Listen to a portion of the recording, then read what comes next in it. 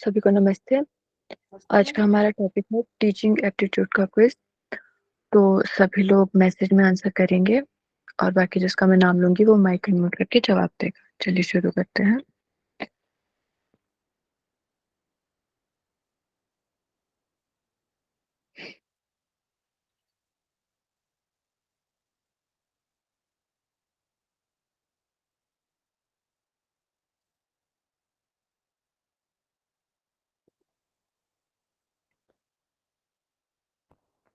मेरी screen show हो रही है, एक बार बता देंगे।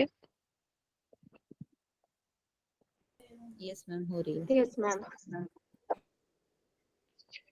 चलिए, तो हमारा पहला क्वेश्चन है, A teacher offers many positive and negative examples in the classroom to support his or her presentation. Which level of teaching is reflected through this? Option A, autonomous development level. Option B, memory level. Option C, understanding level. Option D, reflective level. सभी message में जवाब देंगे। मीरा जी, ये हिंदी में नहीं है। चलिए मैं थोड़ा इसको एक्सप्लेन कर देती हूँ। इसका मतलब ये है कि अगर टीचर कुछ पढ़ा रहा है तो उसके साथ साथ उस चीज को समझाने के लिए पॉजिटिव और नेगेटिव एग्जांपल्स भी दे रहा है साथ में। तो ऐसा कौन से लेवल में होता है, जो टीचिंग लेवल्स होते हैं कैसा कौन से लेवल में होता है, तो सभी आंसर करेंगे मैसेज में। ऑप्शन डी, ए, बी, सी, ये तो सारे ही ऑप्शंस आ गए। चलिए मैं पूछती हूँ। भारती जी, इसका आंसर दीजिए।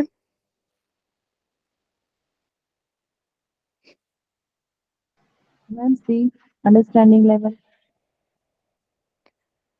अच्छा, इसका सही आंसर है ऑप्शन डी, रिफ्लेक्टिव लेवल। कैसे? क्योंकि वैसे तीन ही लेवल बताए गए हैं। तो सबसे पहले मेमोरी लेवल पे हमें वही होता है कि चीजें याद करवाई जाती हैं, और अंडरस्टैंडिंग लेवल पे हमें उसको अप्लाई करना होता है, समझ के थोड़ा उसमें जो कॉन्सेप्ट्स वगैरह होते हैं। और जो रिफ्लेक्टिव लेवल होता है, जैसे इसमें बताया भी गया है कि पॉजिटिव और नेगेटिव एग्जाम्पल दिए जा रहे हैं समझाने के लिए। तो जो रिफ्लेक्टिव लेवल होता है, हमें जो हमारी जो रियल लाइफ प्रॉब्लम्स होती है उनको फेस करने के लिए तैयार करवाया जाता है। तो इसका आंसर डी आएगा। ठीक है, आगे बढ़ते हैं। अगर किसी को कोई डाउट होगा तो आप पूछ सकते हैं। आगे बढ़ते हैं।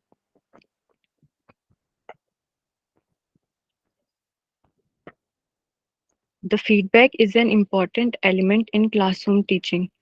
जो फीडबैक होता है वो एक बहुत इंपॉर्टेंट एलिमेंट होता है क्लासरूम टीचिंग में। विच of the following elements does not apply in the context of feedback. जो नीचे ये ऑप्शंस दिए गए हैं, इनमें से जो फीडबैक को कौन सा अप्लाई नहीं होता है फीडबैक पे। ठीक है, ऑप्शन ए है, it should be available in a time bound manner. Option B, feedback should not be educative in nature. Option C, feedback should reference a skill or specific knowledge. Option D, be sensitive to the individual needs of the student. तो आपको इसमें से सही answer देना है, message में बताएंगे सभी। ध्यान से पढ़ लीजिए, आराम से।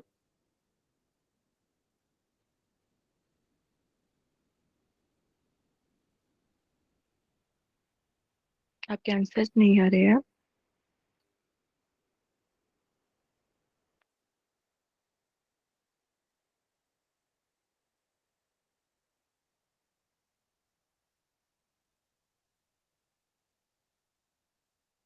अनिशा जी का आंसर आया है ऑप्शन सी, नेहा जी का बी। चलिए मैं पूछ लेती हूँ।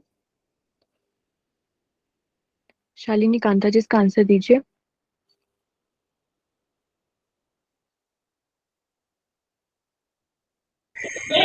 मैम मेरे को तो सी लग रहा है। सी लग रहा है? अच्छा जी, ठीक है। इसका सही ऑप्शन है ऑप्शन बी। ठीक है, जो फीडबैक है वो फीडबैक के लिए अप्लाई नहीं होता, ऑप्शन बी। बाकी सब होते हैं। It should be available in a time bound manner. मतलब कि एक पर्टिकुलर टाइम पीरियड के अंदर ही फीडबैक हमें मिल जाना चाहिए, या हम जो फीडबैक देते हैं अगर हम टीचर है तो। और फीडबैक शुड रेफरेंस स्किल और specific knowledge, be sensitive to the individual need of the student. तो इसमें पूछा गया था कि कौन सा अप्लाई नहीं होता है, तो इसका ऑप्शन बी सही आंसर है। आगे बढ़ते हैं। नहीं, इसमें ना थोड़ा सा कंफ्यूजन हुआ मुझे। कि स्पेसिफिक नॉलेज क्या क्या था वो? हाँ, हाँ स्पेसिफिक नॉलेज। हम अगर मैं फीडबैक दे रही हूँ, मैं किसी कोई बहुत अच्छा स्पीकर बोल रहा है, मैं फीडबैक दे रही हूँ, तो मुझे क्या नॉलेज होगा कि वो ऑलरेडी वो बहुत अच्छा होगा, ऐसा सोचा मैंने। नहीं होगा ना ऐसा? जी नहीं, इसका ऑप्शन बी सही होगा। ठीक है मनीषा जी। Okay okay. चलिए, हाँ जी आगे। Which program or course provide advanced curriculum and professional certification under a unified scheme and also meets the demands of choice-based credit system in India? स्वयं, NPTEL, UGC, AICTE। ध्यान से पढ़ेंगे, सारे मैसेज में answer करेंगे। राधिका जी ए, संतोषी जी ए, मनीषा जी सी, ए। चलिए मैं पूछ लेती हूँ, आंसर करेंगे सभी। कृष्णा जी इसका आंसर बताइए।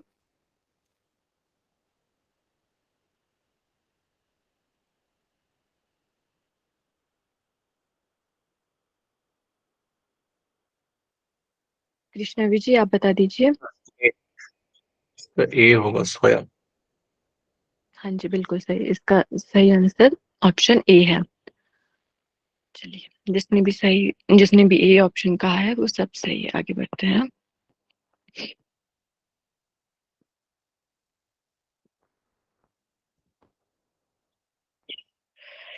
Below are listed some activities sorry, performed by a teacher. Which activities are of the nature of formative evaluation? कि जो नीचे जो ये एक्टिविटीज दी गई है, इनमें से कौन सी जो एक्टिविटीज है वो फॉर्मेटिव इवेल्युएशन की दी गई है? Option A giving a mastery test, option B conducting quiz session, option C evaluating student in grading system, option D providing feedback while teaching, option E encouraging students reflect more. इसके codes तो codes देख के आपको answer करना है। Answer आ रहे हैं आप लोगों के? सी ए। चलिए मैं पूछ लेती हूँ।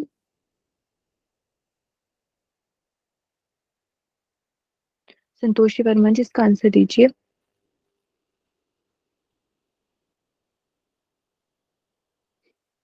मैम ये क्वेश्चन ही समझ नहीं आ रहा है मेरे को तो। अच्छा, क्वेश्चन नहीं समझ आ रहा है। ठीक है, मैं समझा देती हूँ इसको। इसमें जो इवेल्युएशन के टाइप जितने भी बताया गया, उसमें से जो फॉर्मेटिव इवेल्युएशन होता है, उसमें से मतलब क्या होता है जो नीचे दिए गए हैं ना, जैसे गिविंग अ मास्टरी टेस्ट, ये होता है फॉर्मेटिव इवेल्युएशन में? नहीं। या होता है कि नहीं होता है? Conducting quiz session, evaluating student in grading system, providing feedback while teaching, encouraging students reflect more। तो इसमें से जो जो फॉर्मेटिव इवेल्युएशन में होता है वो बताना है आपको। कृष्णवी जी आप बता दीजिए।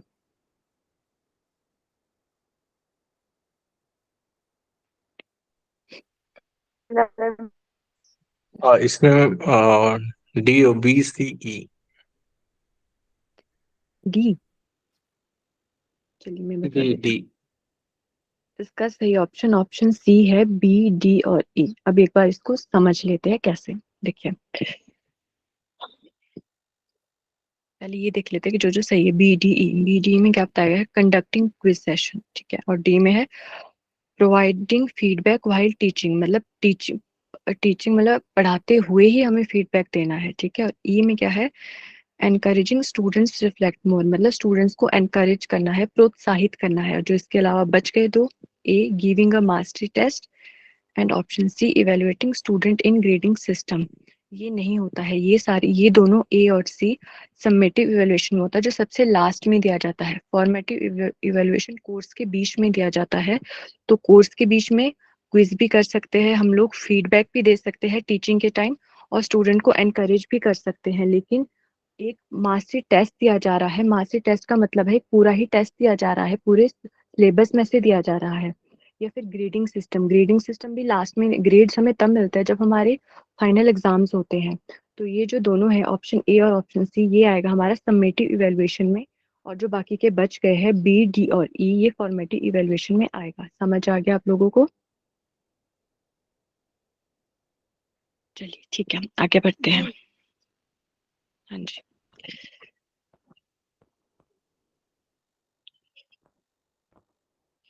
Which of the following statement are not true? Teaching is just an art.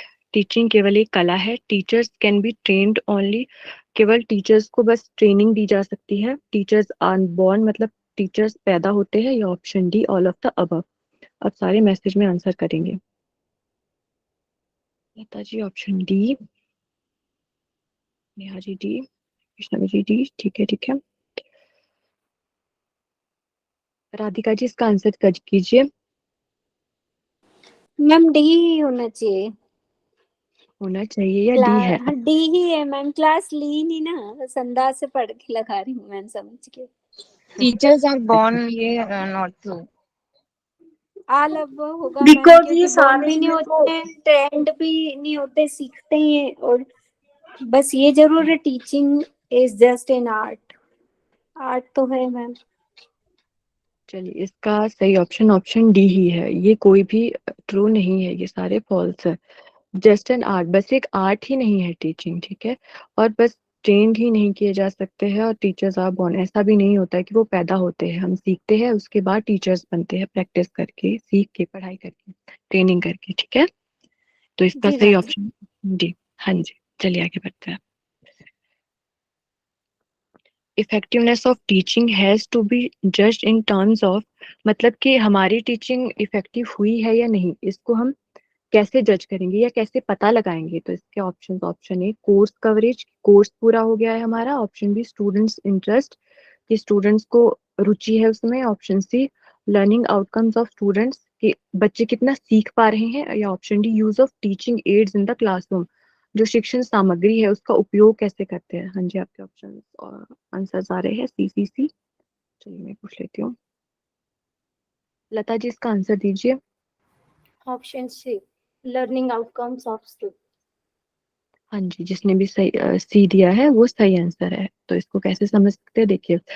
Teaching main objective हमारा यही होता है कि हमें हमारे जो स्टूडेंट्स होते हैं उनको समझ आना चाहिए कि हमने क्या पढ़ाया है.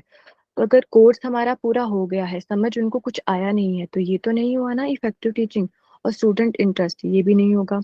या फिर option D use of teaching aids in the classroom, कि हम सारे टीचिंग एड्स यूज कर रहे हैं, चौक का यूज कर रहे हैं, प्रोजेक्टर का यूज कर रहे हैं, चार्ट्स लेके आ रहे हैं, लेकिन स्टूडेंट्स को फिर भी नहीं समझ आ रहा है. तो ये सारे कुछ होंगे नहीं. जिसका ऑप्शन सी सही है, लर्निंग आउटकम्स ऑफ स्टूडेंट्स, कि हमारे जो स्टूडेंट्स है उन्होंने कितना सीखा है जो हमने पढ़ाया है. तो इसका सही ऑप्शन सी है. आगे बढ़ते हैं. Which of the following statement is not correct? Option A, a good communicator can't be a good teacher. Option B, a good communicator has good sense of humor. Option C, a good communicator has wide reading knowledge. Option D, a good communicator has command over language. सारे message में answer करेंगे. ध्यान से पढ़ लीजिए, आराम से answer कीजिए.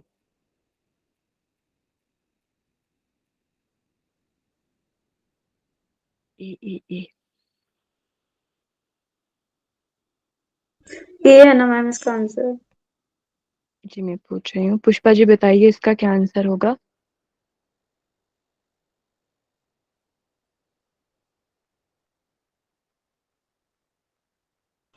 मैम मनीषा जी मेरे आप. को बोल रहे हैं. हाँ जी पुष्पा जी आप बताइए इसका क्या आंसर होगा. ये होगा शायद. शायद नहीं, पक्का बताइए क्या होगा. आप बताइए जो आपको लग रहा है पक्का वाला. पक्का वाला यही है मैम, गुड टीचर. अच्छा जी ठीक है. तो इसका सही ऑप्शन ऑप्शन ए ही है. जिसने भी ए कहा है वो सब सही है. इसमें से ये पूछा था कि कौन सा सही नहीं है. तो क्या है ओहो, गुड. नॉट हाँ बिकॉज करेक्ट. इसमें तो मैम, इसमें तो उल्टा ही हुआ. और गुड कम्युनिकेशन होगा तो वो अच्छा टीचर और अच्छा हो जाएगा. हाँ जी. तो इसमें ये पूछा गया था कि कौन सा करेक्ट नहीं है. तो ऑप्शन ए इसका सही आंसर है. आगे बढ़ते हैं. Option E ma'am. हाँ जी, जो आपने कहा था ना ऑप्शन ए फर्स्ट वाला वो सही है. वही सही है. Okay, thank you ma'am.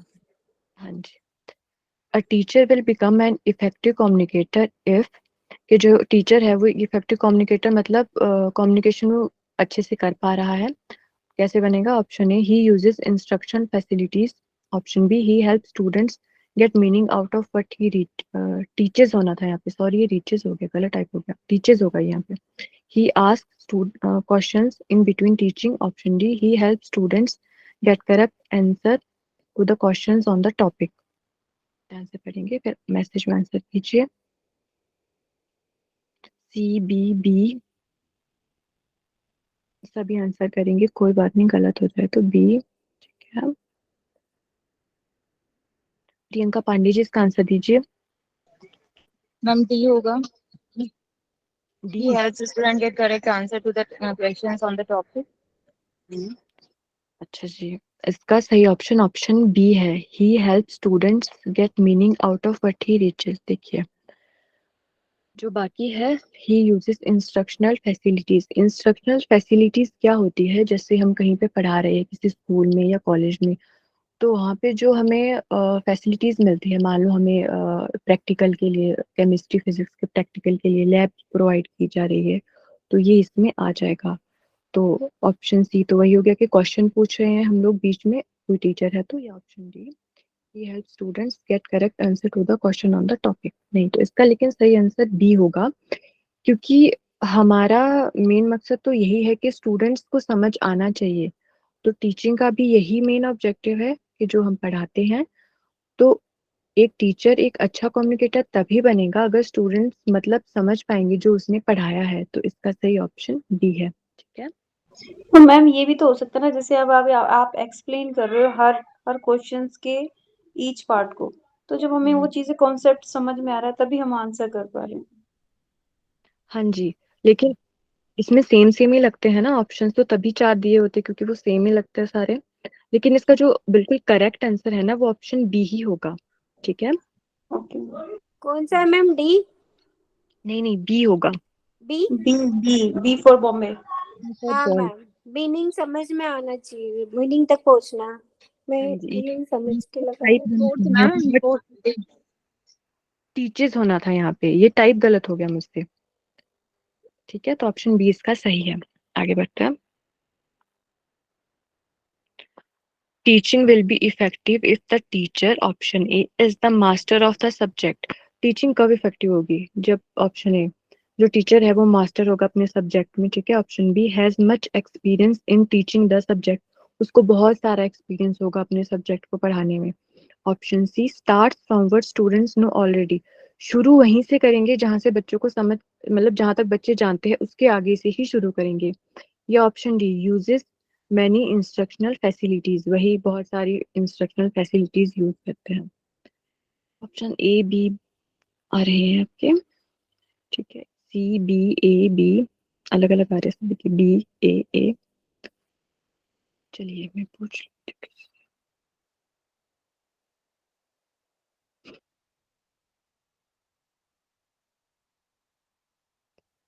Manisha ji इसका आंसर दीजिए।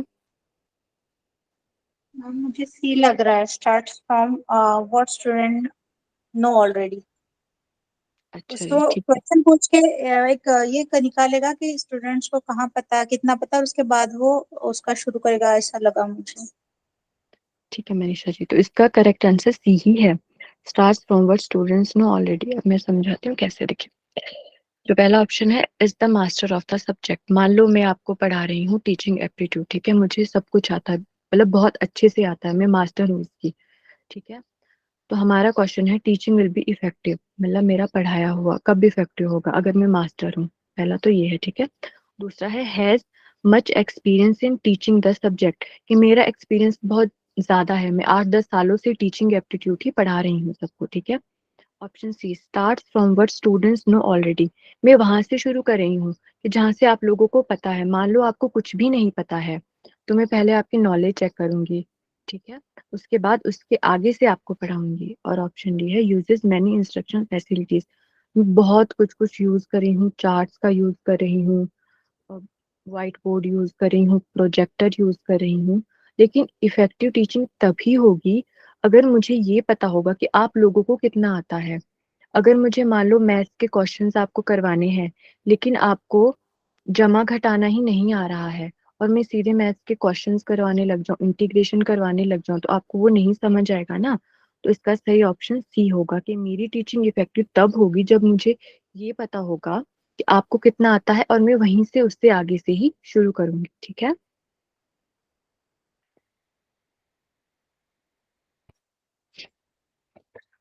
Which is the most desirable outcome of teaching in higher education? Option A, increase in student achievement. Option B, increase in the level of independent thinking of students. Option C, higher percentage of results. Option D, increase in the number of students who opt for the subject. सभी message में answer करेंगे। Megha ji B, Priyanka ji B, Megha ji B, Pooja Jangra ji इसका answer दीजिए। Ma'am B. पक्का B? जी। ठीक है, आपका सही आंसर आ रहा है। जिसने भी बी बोला है, बी सही आंसर है कि हायर एजुकेशन में जो मोस्ट डिजायरेबल आउटकम है वो क्या हो सकता है। तो वो यही हो सकता है कि जो बच्चों का है वो हमारी मतलब बच्चों को हमारे इंडिपेंडेंट जो थिंकिंग है उनकी उसको डेवलप करना है, बढ़ाना है, उसको इंक्रीज करना है।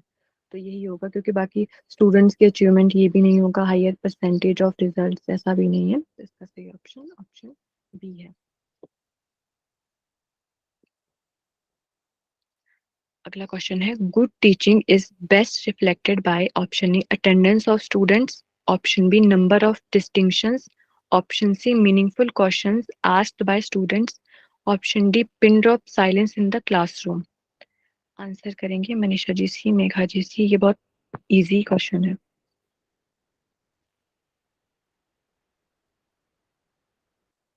कृष्णवी जी इसका आंसर दीजिए।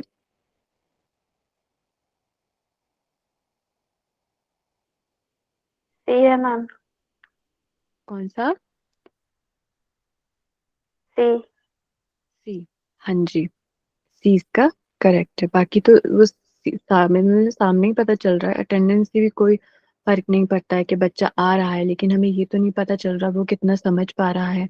नंबर ऑफ डिस्टिंक्शन तो वही होते हैं जो 75% से ऊपर वालों के साथ लगता है, तो इससे भी कोई पता नहीं चलता। पिन ड्रॉप साइलेंस तो वैसे ही नहीं, क्या पता टीचर कोई मान लो खड़ूस हो, उसके डर के मारे ही बच्चे चुप बैठे हो, तो इसका मतलब ये तो नहीं है कि उसको अच्छे से समझ आ रहा है, वो अच्छे से पढ़ा रहे हैं हम लोग। Meaningful questions asked by students. ठीक है, तो इसका सी ही सही आंसर है। स्टूडेंट्स प्रेफर दोज टीचर्स हो, मतलब बच्चे किन टीचर्स को प्राथमिकता देते हैं। Option A dictate notes in the class, option B give important question before examination, option C can clear their difficulties regarding subject matter, option D are themselves disciplined. C C C C, सभी का सी ही आ रहा है। मीरा नामा जी इसका answer दीजिए। हुआ इसका can clear their difficult regarding subject matter. हाँ जी, तो इसका सही ऑप्शन सी ही है। अब बच्चे, कुछ बच्चे तो इसमें ऐसे भी हो सकते हैं जो बी बोले, क्योंकि अगर मान लो हमारा एग्जाम है, हमें टीचर बता रहे हैं इंपॉर्टेंट क्वेश्चंस, तो हमें तो उसी को प्रेफरेंस देनी चाहिए, लेकिन ऐसा नहीं है। बच्चे उसी को प्रेफरेंस देते हैं जो सब्जेक्ट से रिलेटेड जितनी भी प्रॉब्लम्स होती है, डिफिकल्टीज होती है, उनको क्लियर करते हैं, मतलब उनको अच्छे से समझा देते हैं। तो इसका सही ऑप्शन सी है। आगे बढ़ते हैं। Who has the least chance of becoming an effective teacher? नीचे जो ऑप्शंस दिए गए हैं इनमें से ऐसा कौन है जिसका मतलब अच्छा टीचर जो नहीं बन पाएगा। Option A one who is strict disciplinarian, option B one who knows his subject well, option C one who has no interest in teaching, option D one who teaches moral values. Message में सभी answer करेंगे। C B ma'am सी नहीं बन पाएगा, ये बन पाएगा। Less chance of becoming मतलब सबसे कम चांस है एक अच्छे टीचर बनने का। ओके। हाँ जी, नीलू सोनी जी आंसर दीजिए।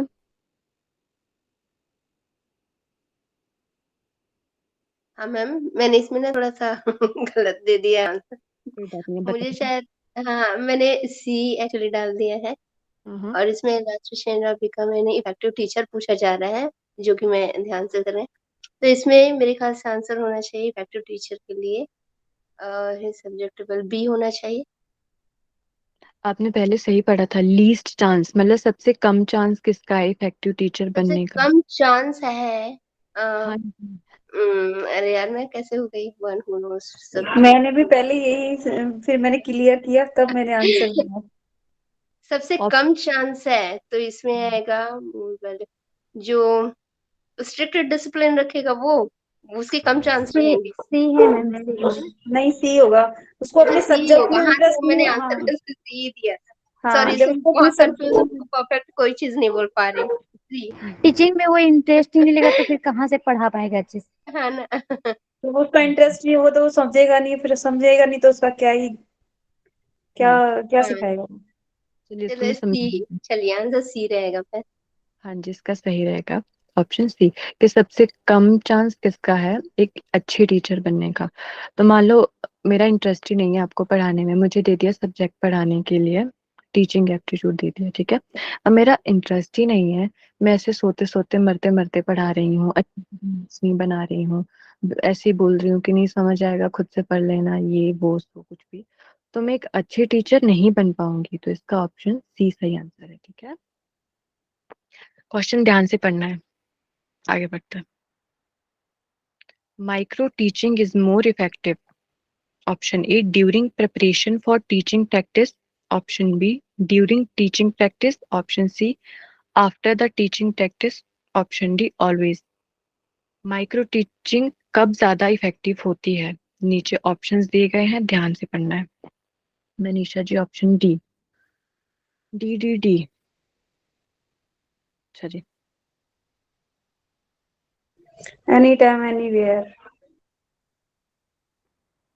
अच्छा मेघा पाठक जी इसका आंसर बताइए।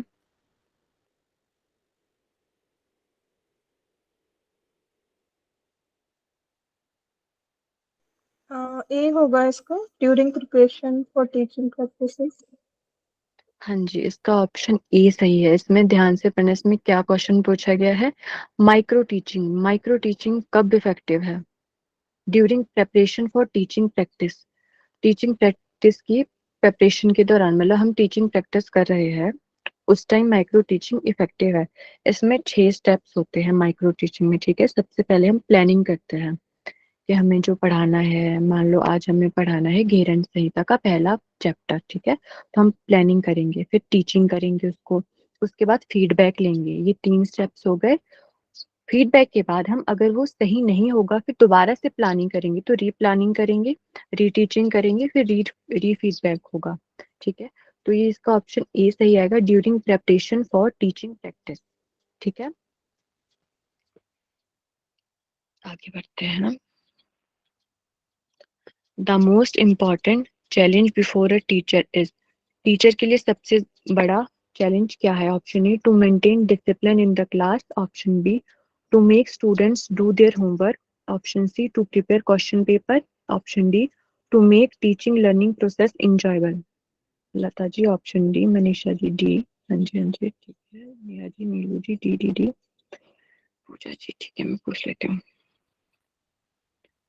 नेहा जी बता दीजिए। ऑप्शन ई मैम लग रहा है मुझे, तो श्योर भी हूँ। Sure. ठीक है नेहा जी, ये सही आंसर इसका ऑप्शन डी ही है। कैसे, ये देखो सबसे ज्यादा इम्पोर्टेंट चैलेंज पूछा गया है, चैलेंज तो ये सारे ही है वैसे, मेंटेन डिसिप्लिन, बच्चे शोर कर रहे हैं, हमें डिसिप्लिन मेंटेन करना है, कैसे करेंगे ये भी एक चैलेंज है। Make students do their homework ये भी है, लेकिन इसमें चलो बच्चों को थोड़ा स्ट्रिक्टली बोल दिया, वैसे पनिशमेंट तो नहीं दे सकते हैं, लेकिन फिर भी थोड़ा स्ट्रिक्टली बोल दिया थोड़ा तो वो कर लेते हैं, ऐसा भी नहीं है। To prepare question paper, question paper भी बनाना उतना टफ नहीं है, लेकिन सबसे ज्यादा जो चैलेंजिंग है वो है to make teaching learning process enjoyable, मतलब वो इंजॉयबल लगना चाहिए बच्चों को, ऐसा नहीं है कि बोर हो रहे हैं, बोर हो रहे हैं तो इंटरेस्ट भी नहीं लेंगे, उनको समझ भी नहीं आएगा। और जो हमारा मेन ऑब्जेक्टिव होता है टीचिंग का, टीचिंग लर्निंग प्रोसेस का, वो होता है कि बच्चों को समझ आना चाहिए बस। तो इसका सही ऑप्शन डी है, इसको ध्यान से पढ़ेंगे। असर्शन और रीजन वाला। असर्शन है learning is a life long process. Reason दिया गया है learning to be useful must be linked with life long processes. अब आपको बताना है इसका सही आंसर। चलिए मैसेज कीजिए, ध्यान से पढ़िए फिर मैसेज कीजिए सभी। मनीषा जी ए, लता जी ए, संतोषी जी ए।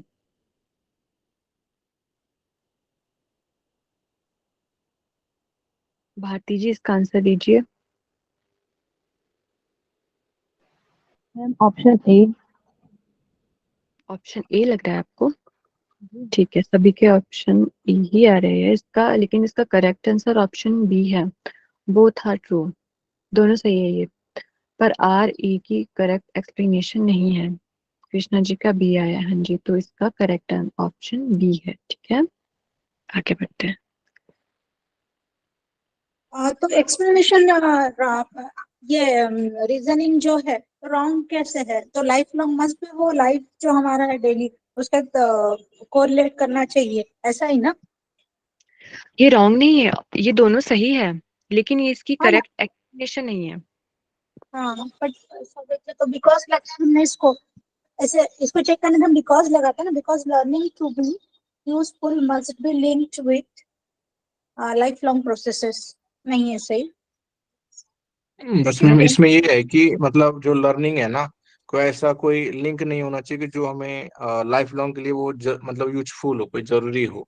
तो हम सीख सकते हैं, learning life long life process है, बट ऐसा नहीं है कि वो यूजफुल भी हो चीजों में। तो हम अपने लिए खुद के लिए सीखते हैं, इसलिए वो बोल रहे हैं कि link with the long life process. ये तो सेंटेंस करेक्ट है, सिर्फ एक्सप्लेनेशन उसका करेक्ट नहीं है, रीजन करेक्ट नहीं है, दोनों सेंटेंस तो करेक्ट ही है ना अदरवाइज। हाँ हाँ हाँ, जी, दोनों का सेंटेंस करेक्ट है। करेक्ट दोनों है, लेकिन इसका सही रीजन नहीं है। इसका ऑप्शन बी सही है। अगला क्वेश्चन है the best way to react to be a wrong answer given by a student is. अगर मान लो आप में से कोई रॉन्ग आंसर दे देता है तो मुझे कैसे रिएक्ट करना चाहिए? Option A, to scold him for not having learned lesson. Ma'am screen में देखिए,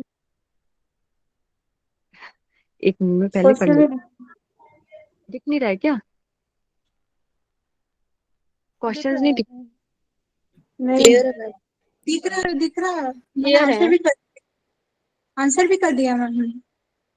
हाँ जी, ठीक है, तो शालिनी जी आप बता दीजिए इसका क्या होगा।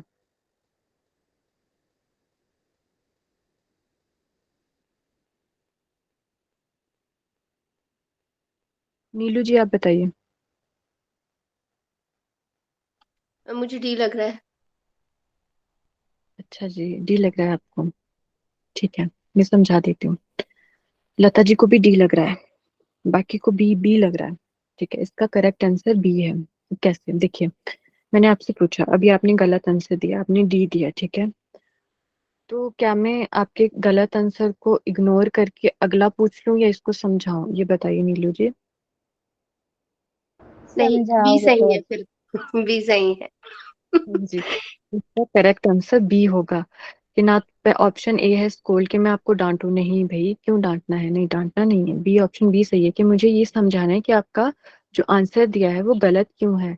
Option C, to ask other student, नहीं, मुझे औरों को भी नहीं पूछना है। या ऑप्शन डी जो आपने कहा कि गलत आंसर को मैं इग्नोर कर दूं, सही भी ना बताऊं और आगे ही बढ़ जाऊं, ये तो बिल्कुल ही गलत हो गया। ठीक है, तो इसका करेक्ट ऑप्शन बी है। एक्चुअली क्या है ना, हमको थोड़ी सी लैंग्वेज प्रॉब्लम हो जाती है जल्दी उसको अंडरस्टैंड के लिए, बस अंडरस्टैंडिंग थोड़ी सी प्रॉब्लम होती है इंग्लिश का। ठीक है, वो मुझे एक्चुअली इस हफ्ते टाइम नहीं लगा, मैं थोड़ी बिजी थी। मैंने कल रात को ही बनाए हैं सारे क्वेश्चंस, तो मैं हिंदी में नहीं कर पाई इनको ना। नहीं नहीं, कोई प्रॉब्लम नहीं है, लेकिन बट आप चलेगा। अच्छे से समझा रहे हो क्वेश्चन को हिंदी में। हाँ जी, मैं थोड़ा कोशिश करती हूँ समझाने के साथ में। आगे बढ़ते चलिए। When a student ask a question to which the teacher has no direct correct answer he should. देखो, मान लो आपने मुझसे कोई क्वेश्चन पूछ लिया और मुझे उसका आंसर नहीं आ रहा है, तो मुझे क्या करना चाहिए एक टीचर होने के नाते? ऑप्शन ए, गिव सम वेग answer and satisfy the student. वेग आंसर का मतलब है कोई एक अस्पष्ट आंसर दे देना, मतलब जो सही नहीं लग रहा है और बच्चे को सेटिस्फाई कर देना। मुझे खुद को ही सही नहीं लग रहा है लेकिन मैं आपको बता दूं, ठीक है। ऑप्शन बी है tell the student not to ask much irrelevant question. मैं बच्चों को ही बोलूं कि ऐसे क्वेश्चन पूछा ही मत करो आप लोग मुझसे, ठीक है। ऑप्शन सी है tell the student that he would give the correct answer later. या ऑप्शन मतलब बच्चों को बोलो कि मैं बाद में सही आंसर बता दूंगी, ठीक है। या option D ask the student to find out the answer himself from the books in the library, के खुद से जाके पता कर लो लाइब्रेरी में जाके। अब बताओ इसका क्या आएगा। सभी का सी आ रहा है। सी है मैम। अच्छा जी, संतोषी जी कह रही है सी है। हाँ जी, तो ऑप्शन सी ही इसका सही है। देखो, अगर आपने मुझसे कुछ पूछा, मान लो अभी हमारा चल रहा है टीचिंग एप्टीट्यूड का क्विज, आप पूछ लेते हैं कुछ ऐसा जो मैंने इसमें पढ़ा नहीं और आपने मुझसे पूछ लिया, अब मुझे वो आ नहीं रहा है, तो मैं क्या रिएक्ट करूं? कुछ भी ऐसा वैसा आंसर दे दूं घुमा फिरा के, ऐसा है जी वैसा है जी, जो ऑप्शन ए इसमें दिया गया है, और आपको सेटिस्फाई कर दूं मुझे पता है मुझे नहीं आता है लेकिन मैं घुमा फिरा के दे रही हूँ, तो ये तो सही नहीं है ना।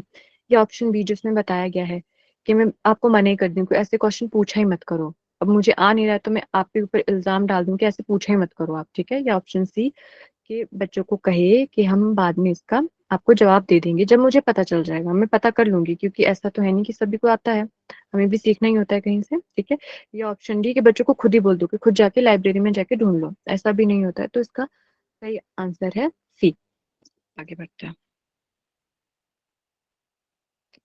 If the student do not understand what is taught in the class the teacher should, देखो इसका क्या मतलब है कि अगर बच्चे को समझ नहीं आया जो क्लास में पढ़ाया जा रहा है तो टीचर को क्या करना चाहिए। Option A repeat the lesson once again, एक बार फिर से दोहराया जाए जो हमने चैप्टर पढ़ाया है, ठीक है।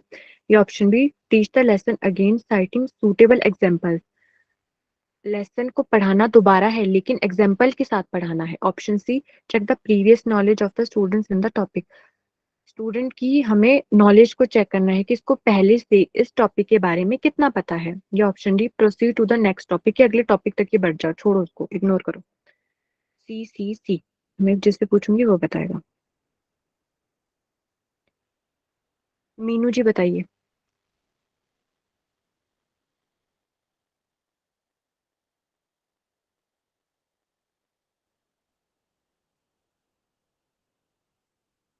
मीनू जी को आवाज नहीं जा रही है। प्रियंका जी बताइए।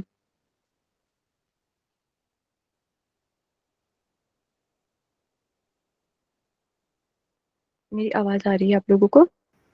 यस ये मैम। आ रही है। यही है। मैम बी अच्छा होगा जी, क्या इसका आंसर? चलो teach the lesson again sitting suitable example. आप बताइए, आपको क्या लगता है, मैं आपसे पूछ रही हूँ, मुझे आपको क्या बी लगता लग रहा है मैम। मैम इसका आंसर सी होगा। है? अच्छा जी, चलिए मैं बता देती हूँ, दोनों नोट हो जाइए। हाँ, इसका सही ऑप्शन है ऑप्शन बी, ठीक है। Teach the lesson again citing suitable examples. देखो, आपको मैंने कुछ टॉपिक पढ़ाया, मान लो हमने पढ़ाया आज अपथ्य आहार के बारे में, अब आपको समझ नहीं आया तो ऑप्शन ए क्या है repeat the lesson once again, कि मैं पूरा वैसे का वैसा जैसे मैंने पढ़ाया वैसे का वैसा दोबारा से दोहरा दूं, ठीक है। ठीक है, और ऑप्शन बी क्या है कि मतलब दोहराना तो है मुझे फिर से वही अपथ्य आहार वाला चैप्टर, लेकिन मुझे और अच्छे से एग्जांपल्स देने हैं। Option B. ऑप्शन सी है कि मुझे आपकी प्रीवियस नॉलेज चेक करनी है। ऑप्शन डी तो ये तो होगा ही नहीं कि आगे ही बढ़ जाओ, लेकिन इसका करेक्ट आंसर ऑप्शन बी आएगा कि मैं वही चैप्टर दोबारा से पढ़ाऊंगी लेकिन उसी तरीके से नहीं पढ़ाऊंगी जैसे मैंने पहले पढ़ाया था, मैं अलग से एग्जांपल्स दूंगी और अच्छे से उदाहरण दूंगी ताकि आप लोगों को अच्छे से समझ आए, तो इसका करेक्ट आंसर है बी। आगे बढ़ते हैं। Discussion in class will be more effective if the topic of discussion is, मान लीजिए हमें डिस्कशन करना है किसी टॉपिक पे, तो वो इफेक्टिव कब होगी, मतलब वो प्रभावशाली कब होगी। ऑप्शन ए नॉट इंट्रोड्यूस्ड, मैंने बताया ही नहीं आपको, इंट्रोड्यूस ही नहीं किया कि किस चीज पे हमें डिस्कस करना है। या option be stated at the start of the discussion, discussion के पहले मैंने आपको बताया, टॉपिक बता दिया, ठीक है। या option C written in the board without introducing it, मैंने ब्लैक बोर्ड या व्हाइट बोर्ड पे लिख लिया बिना कुछ इंट्रोडक्शन दिए। या option D informed to the students in advance, advance में ही बच्चों को बताऊंगी। हाँ जी, हाँ बताइए। Manisha ji B, Neha ji D, Priyanka ji D, Santoshi ji B, Bharti ji D, Meera ji D, Radhika ji B. Neelu ji D. अच्छा जी,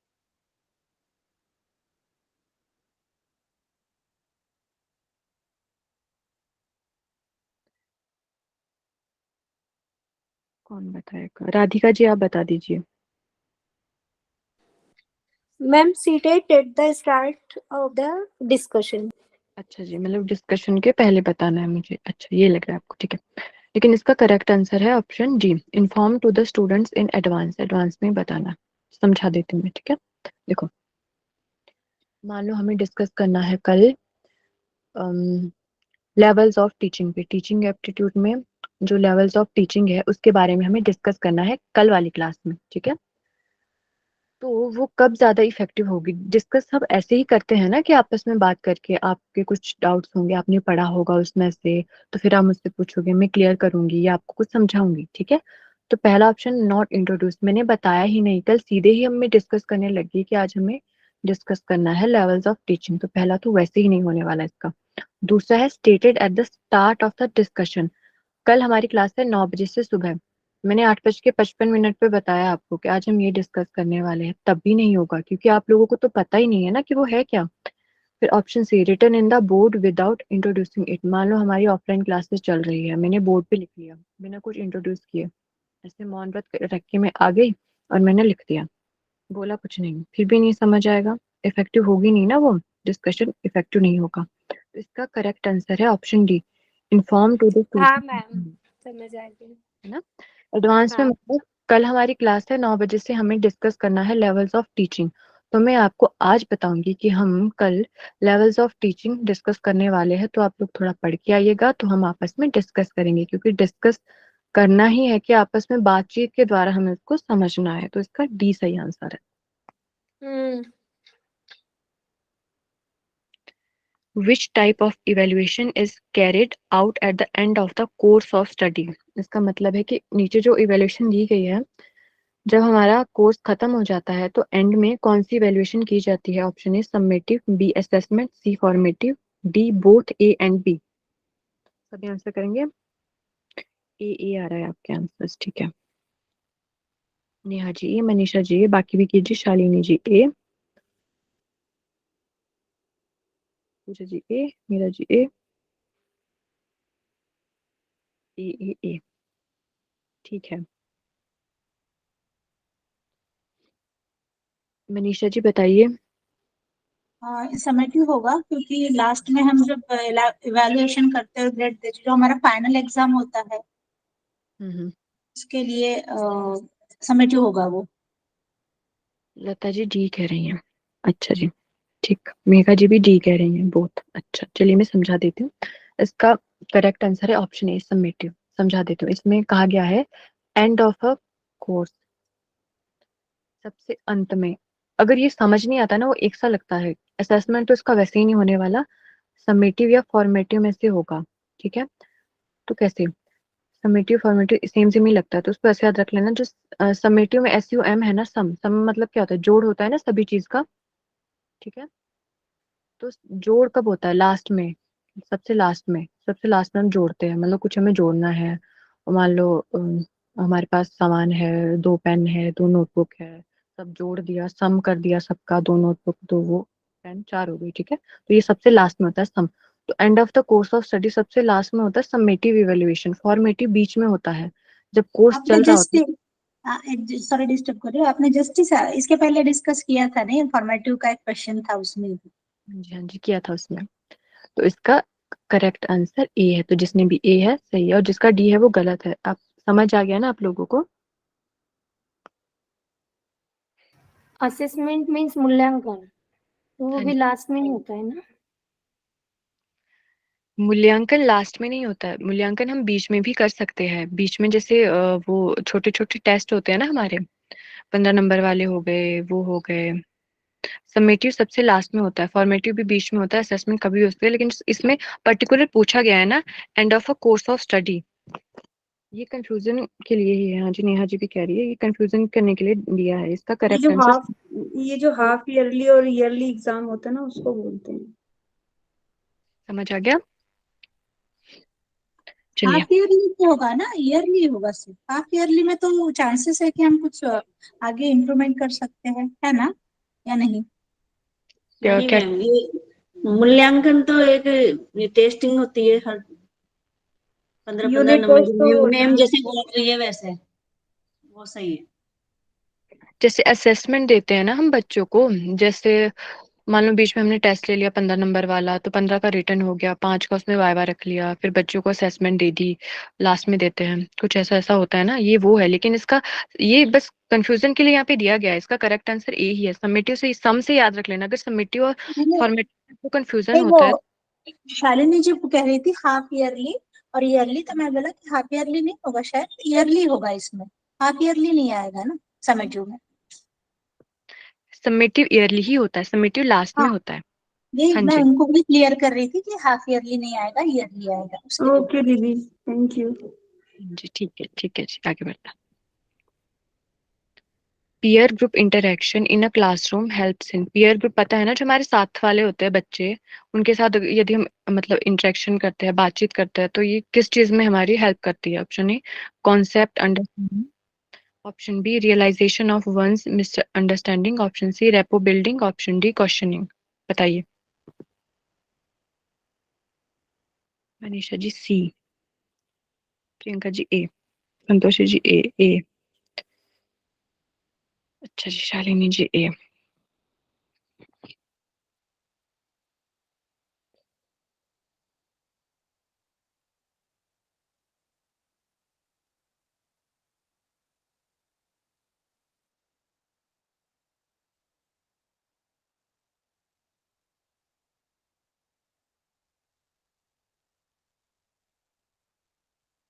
नेहा जी आप बता दीजिए।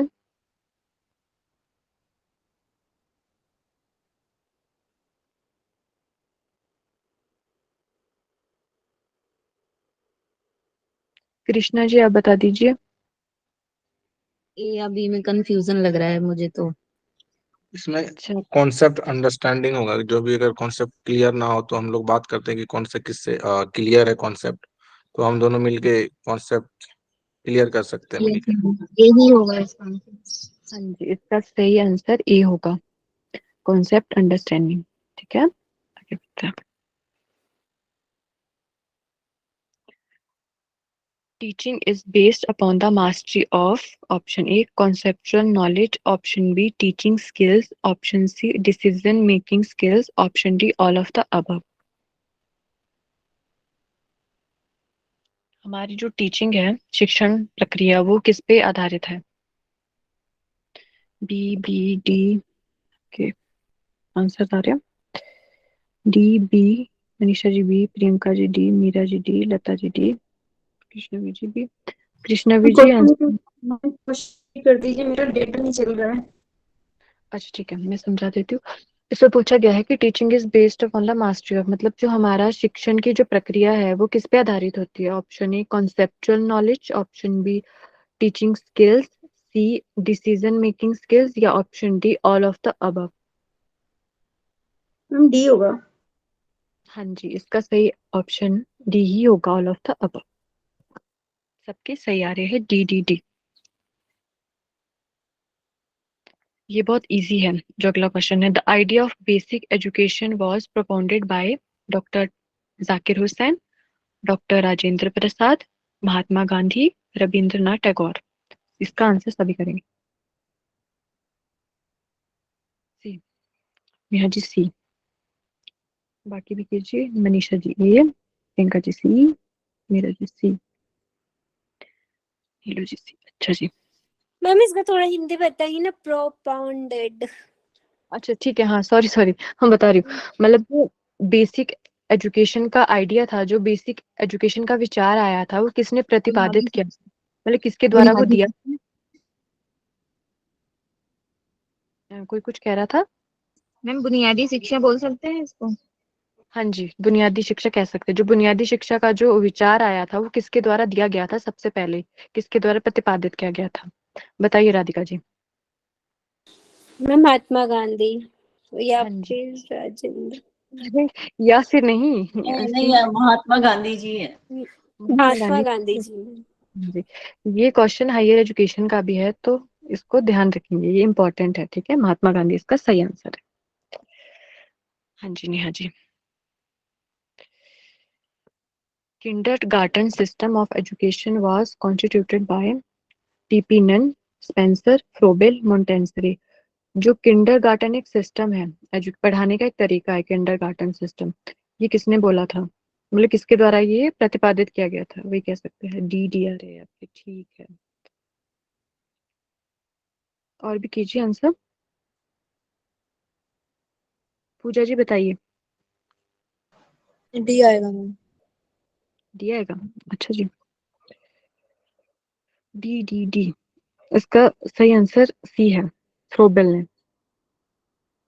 किंडरगार्टन सिस्टम फ्रोबेल द्वारा दिया गया था, ठीक है। मैम मोंटेसरी का बताइए ना। मोंटेसरी का एक्चुअली मुझे पता नहीं मोंटेसरी ने क्या दिया, मुझे बस इसका करेक्ट आंसर पता था फ्रोबेल वाला। मैं आपको पता करके बता दूंगी, ठीक है। प्रोबेल बोले तो क्या मैम? हाँ जी, क्या करिए पुष्पा जी। प्रोबेल प्रोबेल बोले तो क्या, उसका मीनिंग क्या है? ये नाम दिए गए हैं, जो किंडरगार्टन सिस्टम था ना, ये किसने बनाया था, ये नाम दिए गए हैं लोगों के। TP Nunn, Spencer, Froebel, Montessori, ये नाम है, इसका कोई ऐसा नाम मतलब। मैम हाँ जी, फ्रोबेल सही है क्या? हाँ जी, फ्रोबेल है इसका सही आंसर। एक्चुअली ये जो किंडरगार्टन जो था ना, ये एक मूवमेंट था, तो उसका ही नाम पे ये एक्चुअली बनाया गया था। तो ये जो स्थापित किया गया था वो फोरवेल के द्वारा ही कराया गया था। हाँ जी कृष्ण जी, सी है इसका सही आंसर। ये ध्यान रखेंगे, मोंटेंसरी ने भी कुछ दिया था, मारिया मोंटेंसरी नाम था उनको, उन्होंने भी कुछ दिया था, लेकिन इसका सी सही आंसर है, फ्रोबेल। आगे बढ़ते हैं। जो मोंटेसरी जो है ना, उन्होंने उन्होंने भी छोटे लेवल का जो स्तर है, जो प्राइमरी है, प्री प्राइमरी है, इस तरह के एजुकेशन के लिए भी इस तरह एजुकेशन के लिए इन्होंने काम किया था मोंटेसरी। इसको देखिएगा थोड़ा सा। मे भी शायद मतलब पढ़ाई खेल खेल में ऐसा कुछ था इनका शायद हाँ जी, हाँ मोंटेसरी जी, का। हाँ, हाँ इसी टाइप खेल का। खेल में शिक्षा। हाँ, यस मैम। इसी टाइप की शिक्षा। जी, इसका मोंटेसरी के बचपन का कुछ था कि बच्चे का जो खिलाते हैं ना, तो उसका कुछ मेथड था ऐसा कुछ। हाँ, उन्होंने किसी एक कि बच्चे को बच्चे को, खेलते हुए देखा था और उसी के बाद उनके हाँ अंदर ये विचार आया था कि बच्चों को ऐसी शिक्षा देनी चाहिए कि उन्हें मतलब ज्ञान भी हो जाए और पता भी ना चले। मतलब उसको खेल खेल में कैसे सिखाया जाए, तो उस पे मतलब उसको खिला के ही उसको मतलब ज्ञान देना था, तो हाँ, बेसिकली इसी बच्चे टाइप की बोर भी शिक्षा ना हो और थी वो जी। सीख भी ले। जी। हाँ जी, धन्यवाद आप सभी का, समझ आ गया। अब आगे बढ़ते हैं। If the students are not taking interest in your teaching, अगर मान लो मैं टीचर हूँ, मान लीजिए थोड़ी देर के लिए, और आपको इंटरेस्ट ही नहीं आ रहा है, तो मुझे क्या करना चाहिए? इग्नोर कर दूं आप लोगों को, क्लास ही छोड़ दूं, या आपको कहूँ कि थोड़ा ध्यान से सुनिए? ये ऑप्शन डी, जो मेरा टीचिंग मेथड में यूज कर रही हूँ उसको थोड़ा देखूं कि ये सही है या नहीं है। सभी का डी आ रहा है। मीरा नामा जी आंसर दीजिए। मैम डी होगा इसका, रिव्यू द टीचिंग मेथड। हाँ जी, बिल्कुल सही। दो तो ये बिल्कुल ही नहीं होंगे, जो ए और बी है, कि मान लो आपको इंटरेस्ट ही नहीं आ रहा है और मैं इग्नोर ही कर दूं आपको कि कोई बात नहीं, आ नहीं रहा तो क्या हो गया, मैं तो पढ़ाऊंगी, ऐसा भी नहीं होता है। या क्लास को ही छोड़ दूं, नाराज ही हो जाऊं, रूठ ही जाऊं आपसे, समझ नहीं रहे हो, इतनी मेहनत करके आती हूँ, समझते नहीं है, क्लास ही छोड़ दूं, ये तो बिल्कुल ही नहीं होंगे पहले दो है जो। और ऑप्शन सी है, ये आपको कहूँ कि अटेंशन, मतलब अटेंशन पे करो, कि ध्यान से सुनो, तब समझ आएगा, तब इंटरेस्ट आएगा आप लोगों को, ऐसा भी नहीं होता है कि अब तक मेरा, हमें खुद को देखना चाहिए ना कि अब तक मेरा तरीका ही गलत हो। तो इसका डी सही है, रिव्यू द टीचिंग मेथड, जो मैं टीचिंग मेथड से आप लोगों को पढ़ा रही हूँ वो सही है या नहीं है, तो उस पे देना है ध्यान। आगे बढ़ते हैं। If a student asks question on some unrelated topic in the class, as a teacher you will, मान लो मैं पढ़ा रही हूँ टीचिंग एप्टीट्यूड, आपको पूछना है एनाटॉमी का क्वेश्चन, बीच में पूछ लिया किसी ने, मान लीजिए प्रियंका जी ने पूछ लिया बीच में, तो मुझे क्या करना चाहिए? Allow him to ask unrelated question, कि मैं प्रियंका जी को अलाउ कर दूं कि हाँ ठीक है, अभी हम पढ़ तो टीचिंग एप्टीट्यूड रहे, आप एनाटॉमी पूछ लो। या ऑप्शन बी, नॉट अलाउड, मना कर दूं। ऑप्शन सी, उनको मैं आंसर बाद में दूं। या ऑप्शन डी, कि इसको मैं बोलूं कि वो इनडिसिप्लिन कर रही हैं। बताइए, आंसर आ रहे हैं आपके सी आ रहा है सभी का, सी। हाँ जी, तो इसका सही ऑप्शन कौन बताएगा? नीलू जी बताइए।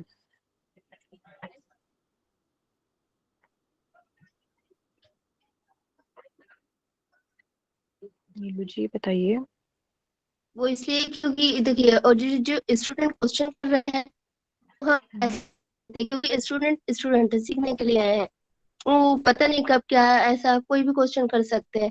तो हम उसके क्वेश्चन को आंसर दे, उनको इग्नोर ना करे, और तो उसको ये बोले कि बाद में, क्लास के बाद में हम आपको ये आंसर देंगे, और इस तरह का चीजों से उसको करना चाहिए। Answer the question after the class, ऐसा करके मुझे हाँ ऐसा जी, लग रहा है जी। हाँ आपको सही लग रहा है। जिसने भी सी बोला है वो सब सही है। पहले दो तो वैसे ही होने वाले हैं, सी और डी में से होना था, तो सी सही है कि हम आंसर तो करेंगे लेकिन क्लास के बीच में नहीं, क्योंकि एक जो रिदम बना होता है ना क्लास का, वो टूट जाता है फिर जो हम पढ़ा रहे हैं। तो हम उनको कहेंगे कि हम आपको बाद में बताएंगे। चलिए, the best way to memorise is, memorise मतलब याद करने का सबसे सही तरीका क्या है? To study for long time, बहुत ज्यादा देर तक के लिए पढ़ना, मतलब बहुत लंबे समय के लिए। टू अंडरस्टैंड द कॉन्सेप्ट, जो कॉन्सेप्ट है उसको समझना। टू रीड लाउडली, जोर से पढ़ना। टू राइट द कॉन्सेप्ट, लिख के पढ़ना। बी आ रहा है सभी का। अच्छा जी,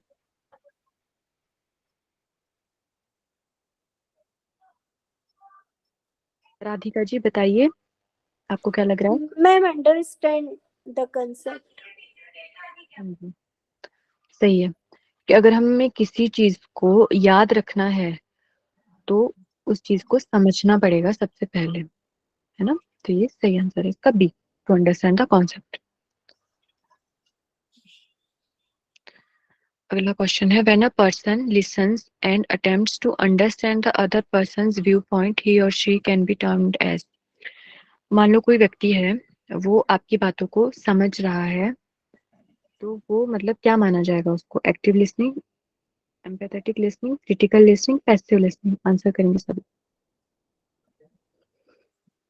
मनीषा जी बी, पूजा जी बी, लता जी ए, नेहा जी ए, प्रियंका जी ए। मनीषा जी आंसर दीजिए। हाँ, एम्पैथेटिक लग रहा है मुझे, क्योंकि हम उसके पॉइंट ऑफ व्यू, हम उसकी जगह अपने आप को इमेजिन करेंगे, और फिर उसका पॉइंट ऑफ व्यू क्या है वो सोचेंगे, हम उसकी जगह अपने अपने आप को रखेंगे, तो उसको एम्पैथेटिक ऐसा मुझे लगता है। हाँ जी, इसका सही आंसर बी ही है। एक्टिव लिसनिंग नहीं होगा, वो लग रहा है लेकिन होगा नहीं। एम्पैथेटिक लिसनिंग वही होता है कि कोई हमें, मान लो अपना किसी के साथ कुछ बुरा हुआ है, मान लो कोई एग्जाम में फेल हो गया है, ठीक है, नेट के एग्जाम में फेल हो गया है, ठीक है, तो हम उसको अपने आप को उसकी जगह रख के समझ रहे हैं कि वो क्या कहना चाह रहा है, कैसे कहना चाह रहा है, उसको कैसा महसूस हो रहा है उस टाइम। तो ये एम्पैथेटिक लिसनिंग में आएगा, एक्टिव लिसनिंग में नहीं आएगा। ठीक है, समझ आ गया ना इसका बी क्यों हुआ? ठीक है जी, आगे बढ़ते हैं। विच of the following is the product of learning? Learning का क्या प्रोडक्ट है निम्नलिखित में से? Intelligence, maturation, skills, memory. ये बहुत आसान है, सभी दीजिए आंसर, मैसेज कीजिए। सी, सी। राधिका जी, मनीषा जी का सी, शालिनी जी सी, बाकी लोग भी, प्रियंका जी, मीरा जी, हाँ जी सी आ रहा है सभी का। कृष्णा जी ठीक, नेहा जी बताइए क्या आंसर होगा इसका? स्किल्स। हाँ जी, सभी का आंसर सही है, स्किल्स। लर्निंग का प्रोडक्ट स्किल्स। मैम मैट्यूरेशन से ने क्या होता है? मैच्योरेशन मतलब परिपक्वता। सर मैं, हाँ, मेच्योर से। हाँ, कि बचकानी बातें तो नहीं करते या बचकानी हरकतें तो नहीं है, मैच्योर हो जाते हैं ना होने के बाद लोग, तो वो जी मतलब है इसका। जी। शालिनी जी क्या कह रही है? कोई बात नहीं शालिनी जी, आप ऐसे ही समझ लीजिए। आगे बढ़ता है। Which of the following is more interactive and student centric? Seminar, workshop, lecture, group discussion. इसमें क्या कहा गया है कि स्टूडेंट सेंट्रिक निम्नलिखित में से कौन सा है? मोर इंटरेक्टिव मतलब जिसमें इंटरेक्शन ज्यादा होता है। क्या है? सेमिनार है, वर्कशॉप है, लेक्चर है, या फिर ग्रुप डिस्कशन है? डी, डी आ रहा है सभी का जवाब। मेघा जी बताइए।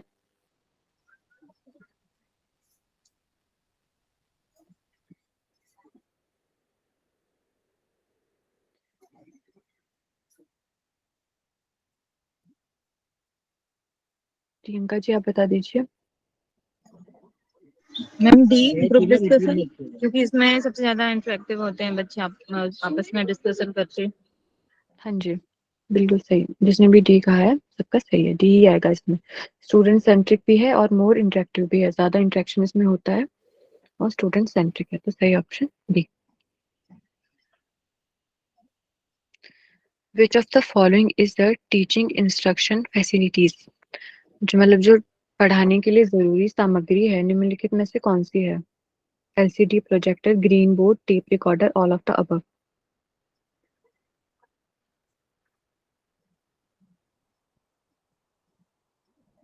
कोई बात नहीं मेघा जी, डी डी डी सभी कह रहे हैं, ठीक है।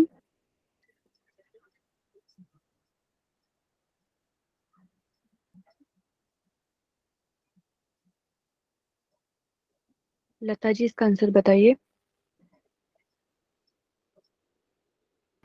Option D, all of the above, हाँ एलसीडी, जी, ग्रीन बोर्ड, टेप रिकॉर्डर। ठीक है, इसका करेक्ट आंसर डी ही है, all of the above. Teaching instructional facilities होती है जो हम सामग्रियों का, वैसे तो टीचिंग एड्स भी होती है, टीचिंग एड्स को कहा जाता है जो शिक्षण सहायक सामग्री होता है, ठीक है, ठीक है, लेकिन ये फैसिलिटीज है, मतलब प्रोजेक्टर, प्रोजेक्टर के थ्रू भी हम पढ़ा सकते हैं, उस पे पीपीटी वगैरह बना के उसको शो करके। ग्रीन बोर्ड पता है आप लोगों को, black board, green board, white board, उस पे लिखते हैं मार्कर से। टेप रिकॉर्डर भी हो सकता है, कैसे?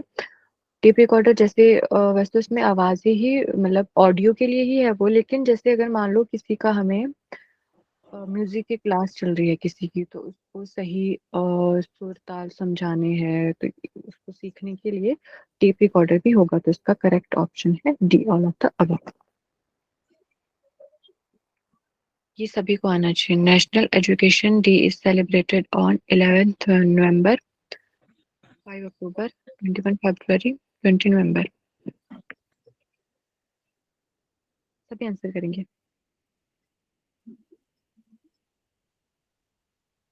बी बी, बाकी लोग? संतोष जी, नेहा जी बी, मेघा जी ए।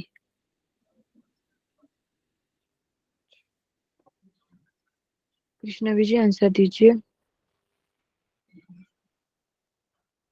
बी। ऑप्शन बी, अच्छा जी, जी। उसका करेक्ट आंसर है ऑप्शन ए, 11 नवंबर।